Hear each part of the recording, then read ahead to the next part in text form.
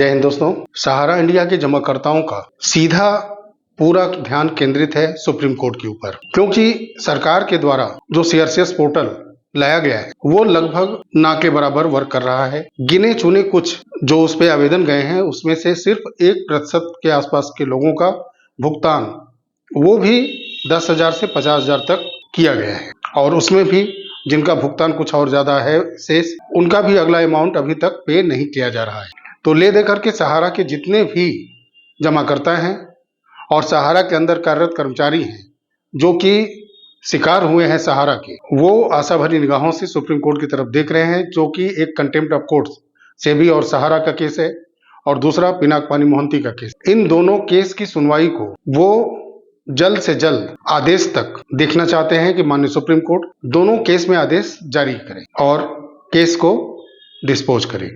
तो इसमें है सहारा सेबी केस, जिसमें कि केस नंबर 412 सुप्रीम कोर्ट के मीडिएशन पोर्टल पर सेटल्ड किया जा चुका है। लेकिन उसमें किस तरह से सेटल्ड किया गया है, क्योंकि ये जानना सहारा के प्रत्येक जमाकर्ता को और सहारा के सभी कर्मचारियों को बेहद जरूरी है कि इसमें सेटल्ड किस प्रकार से हुआ है और इसका आम जमाकर्ताओं पर और सहारा के कर्मचारियों पर क्या प्रभाव पड़ेगा, भुगतान कैसे दिया जाएगा, रियल एस्टेट और हाउसिंग से जो पैसा डायरेक्ट सोसाइटीज में ट्रांसफर किया गया था और फिर उन सोसाइटीज में जो पैसे थे उससे एमबी वैली में निवेश करके वो उस प्रोजेक्ट को आगे बढ़ाया गया था, उस पैसे का भुगतान जो सोसाइटीज के जमाकर्ता थे या कन्वर्जन कराया गया था सोसाइटीज, उन जमाकर्ताओं का पैसा केस नंबर 412 सेटल्ड होने के बाद कैसे मिलेगा, ये आम जमाकर्ता सोसाइटीज के इंतजार कर रहे हैं कि केस कैसे सेटल्ड हुआ है, हमारा पैसा कैसे मिलेगा, ये जानने का हक भी है और ये सुप्रीम कोर्ट के पोर्टल पर सेटल्ड के उसका रीजन दिखाना चाहिए। और जो केस नंबर 412 है उसकी सुनवाई का डेट आगे शो नहीं कर रहा है कि वो कब सुना जाएगा, क्योंकि उसमें जो तमाम आईए हैं, एनजीओ के भी आईए हैं, सहारा के जो अन्य पॉलिसी हैं और जो कन्वर्जन किए गए हैं, कई अन्य पॉलिसी बनाकर स्टेट लेवल पर पैसा जमा कराया गया है, उसके लिए आइए उसमें है और पूरे डॉक्यूमेंट के साथ, प्रूफ के साथ, एविडेंस के साथ रखे गए हैं। तो क्या ये एक रीजन है क्या कि सेबी सहारा केस नहीं सुना जा रहा है, कि जब सुनवाई होगी तो इन सारे आईए पर भी सुनवाई करनी पड़ेगी और ये केस और ज्यादा बढ़ जाएगा। इसीलिए इसको सेटल्ड दिखा करके क्लोज कर दिया गया है और इसको वेबसाइट पे मेंशन करने के बजाय इसको रोके रखा गया है। दूसरा केस है पिनाक-पानी मोहंती केस, जो कि बहुत ही महत्वपूर्ण है। उसमें भी आईए लगे हैं कई और वो भी पोर्टल से रिलेटेड है और उस पर अगर सुनवाई होती है तो पोर्टल की जो तमाम खामियां हैं, डेफिशिएंसी की जितने भी वजह है, उस पर सुनवाई माननीय सुप्रीम कोर्ट को करना ही पड़ेगा। तो क्या इसके लिए सरकार बार बार उसको आगे टालने की कोशिश कर रही है कि केस ये किसी तरह से दिसंबर तक चला जाए, क्योंकि 31 दिसंबर 2025 तक 5,000 करोड़ रुपए भुगतान करने का उन्होंने समय ले लिया है। और पिछले समय में आपने देखा होगा कि 6 मई 2025 को चुपके से 2 आईए पर सुनवाई हो गई और फिर उसको 11/8/2025 तक के लिए टाल दिया गया। Sahara India Financial Corporation Limited versus Reserve Bank of India का केस, उसमें भी 22 अप्रैल को सुनवाई हुई और फिर उसको भी सीधा अगस्त में 26/8/2025 तक के लिए टाल दिया गया। अगली सुनवाई का डेट 26/8/2025 रख दिया गया है। एक और सहारा का case, Sahara Credit Cooperative Society Limited versus income tax विभाग का जो ये केस है, ये टैक्स चोरी का जो है डायरेक्ट इनडायरेक्ट जो टैक्स जमा करने में घपला किया गया है सहारा की तरफ से, ज्यादातर नाम इनकम टैक्स विभाग से छुपाया गया, टैक्स चोरी की गई। और ठीक इसी तरह से एक और केस है Sahara India versus Commissioner of Central Excise Lucknow, वो भी इनडायरेक्ट टैक्स मैटर है और ये भी सुनवाई हुई थी 16/4/2025 को, 2 आईए पर सुनवाई हुई थी। उसके लिए माननीय सुप्रीम कोर्ट ने इस पे स्टे दिया और इस केस को अभी वहीं पे रोके रखा गया है। वही कुछ एडिशनल डॉक्यूमेंट जो फैक्ट चेक करने के लिए कोर्ट के सामने रखने की बात है, उसको संलग्न करना है, उसके लिए स्टे दिया गया।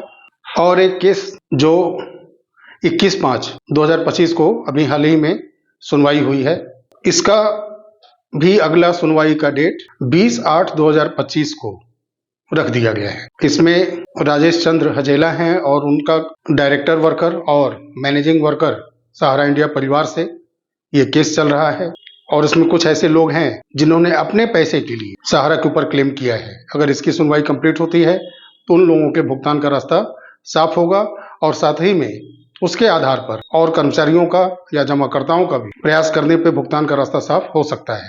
और एक केस है जो कि दिल्ली हाई कोर्ट के अंदर है, जो कि इंक्वायरी करने वाली एसएफआईओ जैसे संस्थाएं हैं, जो कि सहारा के क्यूसॉप गोल्ड, क्यूसॉप और कई ऐसी उसकी कंपनियां हैं, 6-7 कंपनियों पर जांच करनी है, इंक्वायरी करनी है। उस पर लगातार 5 वर्ष से डेट पर डेट स्टे सहारा लेती आ रही है और जांच में सहयोग नहीं कर रही है। उसका सुनवाई 27/5/2025 को है दिल्ली हाई कोर्ट में।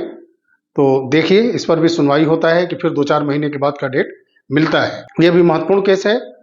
अगर इसमें कोई सुनवाई अगर हाई कोर्ट के अंदर अगर कंप्लीट हो भी जाती है तो सहारा इसको ले जाकर के सुप्रीम कोर्ट पे फिर लटकाएगी। कोई भी जांच सरकारी संस्था कर ही नहीं पाएगी। सहारा का ऐसा नेचर है, सहारा ऐसे घुमाती है। अगर किसी तरह से अगर एसएफआईओ कामयाब हो भी जाता है हाई कोर्ट के अंदर जांच की रिपोर्ट को रखने में और वहां ऑर्डर आ भी जाता है, जांच रिपोर्ट के घपले को उजागर किया जाता है, तो तुरंत ये रास्ता सुप्रीम कोर्ट का अपनाएंगे और वहां भी डेट पर डेट और फिर एक लंबा समय निकालने में सहारा पुरजोर कोशिश करेगा। और वो माहिर हैं क्योंकि उनके करोड़ों में एक श्रेष्ठतम वकील देश के कपिल सिब्बल जैसे लोग हैं, जो कि जान ही रहे हैं आप कि किन किन जैसे लोगों का वो केस लड़ते आ रहे हैं। बहुत नामी गिरामी वकील हैं अभिषेक मनु सिंघवी और कपिल सिब्बल जैसे लोग। सबके बस की बात नहीं है इन लोगों के फी देने। 70-80 लाख रुपए अगर होगा तब ना इनको हम कोर्ट में ले जाकर के अपनी पैरवी के लिए रखेंगे, उतना पैसा होना चाहिए। ये सब केस है जिस पर कि सुनवाई अगर होती है स्पष्ट ढंग से और माननीय सुप्रीम कोर्ट के अंदर अगर देश की आधी आबादी को न्याय देने की अगर निष्ठा होगी तब इस पर ट्रांसपेरेंसी तरीके से सुनवाई होगी और सभी जमाकर्ताओं के भुगतान का रास्ता भी साफ होगा। क्योंकि सब कुछ इसमें है, बस जो उनके टेबल पर आईए के माध्यम से जो पेपर रखे गए हैं उस पर खुल करके सुनवाई होनी चाहिए। भुगतान का रास्ता खुद ब खुद निकल जाएगा। सरकार लोगों को भुगतान का रास्ता साफ कराने के बजाय सहारा को प्रश्रय दे रही है। ये भी एक बहुत ही तकलीफदेह है कि सहारा के लिए सुप्रीम कोर्ट और सरकार दोनों खड़े नजर आ रहे हैं, न कि जमाकर्ताओं के भुगतान के लिए कोई बढ़ चढ़ के आगे आ रहा है। सभी का मकसद टालते रहना है। सहारा के बात को सुनते हुए, सहारा के बात पर अमल करते हुए सुप्रीम कोर्ट भी लग रहा है कि चल रहा है और सरकार तो चल ही रही है। और 9 महीने लगभग पूरे हो चुके हैं और जो 10,000 करोड़ रुपए जमा करने की बात थी सहारा से भी खाते में, उसका भी कुछ अता पता नहीं है क्योंकि केस सेटल्ड हो गया है। जनता को बताने की जरूरत है नहीं क्योंकि सहारा सुप्रीम कोर्ट आपस में समझ लेगी, सेबी आपस में समझ लेगी, सरकार पर्दा डाले बैठी ही। तो आम जमाकर्ता और सहारा के कर्मचारियों से मतलब ही क्या है इसमें। तो ये सारे केस हैं, सभी केस जो सुने जाने हैं अगली डेट उसकी पड़ी है अगस्त। तो अगस्त क्रांति विख्यात है, तो हो सकता है कि सहारा के जो केस अगस्त में सुनवाई होंगे वो भी एक सहारा जमाकर्ताओं के लिए क्रांति का स्वरूप लेकर के आएंगी, ऐसे ही आशा करते हैं।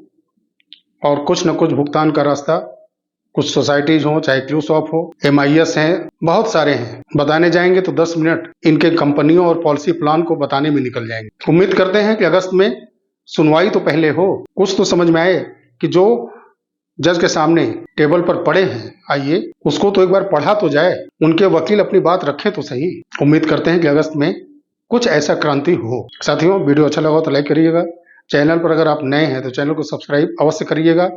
बेल आइकन को प्रेस करिए ताकि आने वाले वीडियो की सूचनाएं आप तक पहुंचती रहें। ज्यादा से ज्यादा वीडियो को आप शेयर कीजिए ताकि जो अब भी छोटे छोटे ब्रांच के रूप में ये कई स्टेट में पैसा जमा करा रहे हैं, ऐसे जमाकर्ताओं का कम से कम अब भी सहारा से मोह भंग हो। मिलते हैं अगले वीडियो में, तब तक के लिए नमस्कार। जय हिंद, जय भारत, वंदे मातरम।